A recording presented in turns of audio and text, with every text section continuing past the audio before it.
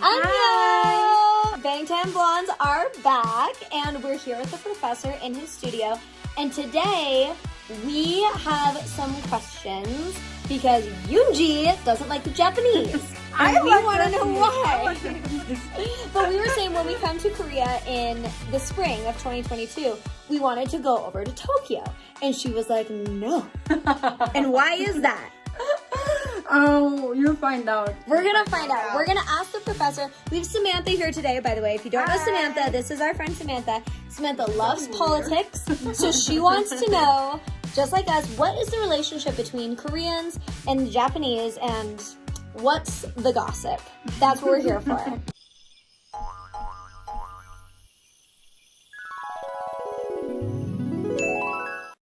Hello everyone, this is Mark Peters with the Frog outside the Well Research Center, and today we've got Korean 101. Yes! The squad is back! Bangtan Blondes, ready to learn. And we have a new face for this video. Yes, this is Samantha, everyone. And Samantha is a lawyer. She is, yeah. She's very smart. Also very smart. Yeah. And Chloe is a television announcer. Well, I went to college too, but I also was a television announcer. I was a reporter. It's true. So these young women look young, and you might think they're college-age girls, but these people have really done a lot of things in a short span We're of time. businesswomen over here. Okay, today we're going to do Korean 101, Korean history again, and the question that's cooking today is, what's wrong with Japan? Okay, let's put it again. What's the relationship between Japan and Korea like? Because these girls have questions. Yes. Yeah, well, I don't know anything about it. We were at brunch actually this morning. Yeah. And one of our friends was saying she is going to take Japanese. Japanese classes, and Yoonji was like, She was appalled. she didn't understand why anyone would want to do that. Yeah. And we don't understand that feeling. Well, the first... So, yeah, the thing is, I have a lot of Japanese friends. Yeah, I know you And do. yeah, my roommates, my best friends are, some of them are Japanese. So we love Japanese people. Right. But the thing is, we grew up watching like TV stories or TV shows that how Japan was awful, you know, during the World War or whatever. So thing is, there are a lot of really wonderful Japanese people. Yes, that's true. I have a lot of Japanese friends. Steve Aoki for one. But historically, there's a lot of bad business that went on between Korea and Japan.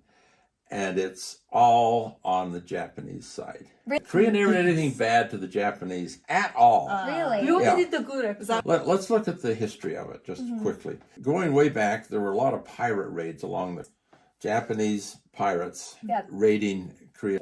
In 1592, the Japanese got tired of fighting among themselves, and that's literally the way the samurai worked. They fought among themselves, they replaced the samurai government, and every 150, 200 years. Then they got this really, really tough guy who came in and unified Japan again. Well, this one tough guy, his name was Hideyoshi. He unified all of Japan and was looking for greater worlds to conquer. So what does he look at? China. That's a big world to conquer. Yeah, so he looks at China and figures, hey, I'm the emperor of Japan, I ought to be the emperor of China. Well, to get to China, you have to go across a bridge called Korea. The Japanese invaded. They landed with 300,000 soldiers. At that point, it was probably the largest war in world history. Whoa. And it was a world war because China, being threatened, enters the war, and they're fighting on the Korea side. Right. But all the fighting took place in Korea and on Korean waters. So Korea just got Slaughtered. demolished. Yeah. The population of Korea at that point was between 12 and 14 million, and between 2 and 4 million people were killed as a result of the war. Wow. So it was horrific. It was just absolutely horrific. The relationship from then on was just awful because the Japanese had come in and had just murdered, not only murdered people, but they burned everything they could burn, and they stole everything that was worth stealing, and they kidnapped people. Come the end of the traditional era, come the end of the 1880s, Japan is opened to world trade by Commodore Perry. The Japanese caught on immediately, and they started to modernize and industrialize, and then they started looking at worlds to conquer. We've talked before about the sunbi versus the samurai. Yeah. The way you get recruited into power in Japan is to be a samurai, to be a swordsman, A warrior. The way you get recruited into power in Korea is to be a scholar, a sunbee. People do. Well, the scholars were still scholars, and that's why Korea today are still smart people that study all the time. No, not me.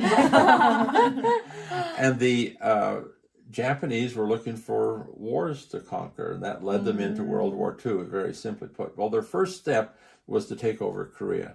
And they did that by picking a fight with China. And then they had a war with Russia in 1905. And this was a naval war mostly in the seas around Korea. Well, once the Russians are defeated, once the Chinese are defeated, and gradually, diplomatically, very carefully, very cleverly, they came in and they said, you know, the old empire, that's decadent, that's corrupt. You need a democracy. You need a modern government, a democracy. And the Americans, when did the World War II start? 39. 39. We say, well, 39 looking at Europe. Oh, Yeah. for us, But 42. we tend to say December 7th, 1941 Yeah. was Pearl Harbor. Right. For most Americans, that's World War II. But for the Koreans, for the Chinese, for the Japanese, it was already World War II, beginning in 1937, really, 31. So Japan is marching through China, through Southeast Asia. Why does Japan want Southeast Asia? Japan has no natural resources to speak of. They need tin to make metal things work. They need iron. They need resources from Southeast Asia. So they're into the Philippines, into Southeast Asia in a big way. And then the Japanese see that the Americans are their biggest threat. So they bomb Pearl Harbor, and then we're drawn into it. And then Japan ends the war by the bombing of Hiroshima and Nagasaki, right? We dropped nuclear weapons on them. 45. The problem is there are a lot of Japanese that accept their responsibility for World War II. But there's a minority of right-wing types that control the government that do not accept their responsibility. The Japanese government, is not like the Germans. The Germans said, yeah, we did a lot of bad things, the Nazis. You raise a Nazi flag in Germany and you're given a ticket and paying a lot of money or you're going to jail. Really? Wow. In Japan, if you bring the old flag out, the rising sun flag, the Japanese flag with the sun ray bursts on it, that's cool. That's all right. And the Japanese were going to bring out the rising sun flag for the Olympics. Really? Yeah. Oh, that would have been really awkward. That would have been really, really bad. And the Koreans made such a big fuss about it that they finally... Whose idea was that? The right wing. The right wing of Japan. Yikes. They're in control. The right wing in Japan... Recently, I got into a brouhaha on the internet with a guy named Ramsier, who's a law professor at Harvard. And he wrote this... You got an internet fight? Yeah. Wait, I need to explain shortly about it. So there were comfort women at the time during the World War II. So they pretty much just kidnapped and then they just took them to their war and used as sex slavers. And now this Professor Ramji, right? Ramji, he's saying, Korean women volunteered for the money and for whatever. His argument Sounds like was we have a bone to pick with him. Yeah. Well, he was pretty much beaten up by the internet. The point that Yunji was talking about was the comfort women. Yeah. That's what he was talking about, saying that they weren't kidnapped. Well, and here this Harvard law professor gives a bad name to both Harvard and to law. So what is the relationship now between the Japanese and the Koreans? Yoonji is still struggling, apparently.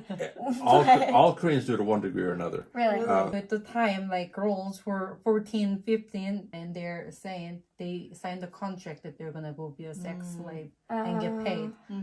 Does it make sense? Yeah. No, Is there even any evidence that they were even paid? No. But there's evidence that people were promised pay and didn't get it. But even if you get paid for it, if it's at the threat of your life, if Yeah, you don't that's go do not- it, right? It's yeah, like consent that's- if there's guns. Yeah. But most Koreans, are really suspicious of the Japanese. The Japanese don't own up to their war crimes. You know, if they admit that they had their war crimes and said that was then and this is now, that would be a great thing. But they say, oh, no, we really didn't do that. And when we drafted people to work in the coal mines, well, we were drafting our own people too. It's okay if we draft Chinese. It's okay if we draft... They make excuses for their wartime behavior. So that's why things are not healing. How are things right now? Not so good right now. They go a little bit hot and cold now because they have to get along in Korea. And it would be a lot better if the Japanese right wing would just own up to it. Put the comfort women issue back in the textbooks. They've taken it out.